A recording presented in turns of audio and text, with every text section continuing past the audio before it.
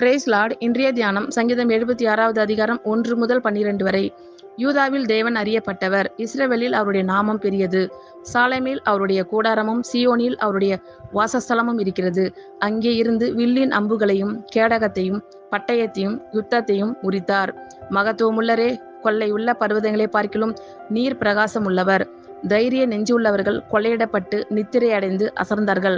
வல்லமை உள்ள எல்லா மனுஷருடைய கைகளும் அவர்களுக்கு உதவாமற் போயிற்று. யாக்கோபின் தேவனே, உம்முடைய கண்டிதத்தினால் ரதங்களும் குதிரைகளும் உறங்கி விழுந்தது. நீரே பயங்கரமானவர். உமது கோபம் மூளும் போது உமக்கு முன்பாக நிற்பவன் யார்? நியாயம் விசாரிக்கவும் பூமியில் சிறுமைப்பட்டவர்கள் யாவரையும் ரட்சிக்கவும் தேவரீர் எழுந்தளின போது வானத்திலிருந்து நியாய தீர்ப்பு கேட்க பண்ணினீர். பூமி பயந்து அமர்ந்தது. மனுஷனுடைய கோபம் உமது மகிமையை விளங்க பண்ணும். மிஞ்சும் கோபத்தை நீர் அடக்குவீர். பொருத்தனை பண்ணி அதை உங்கள் தேவனாகிய கர்த்தருக்கு நிறைவேற்றுங்கள்.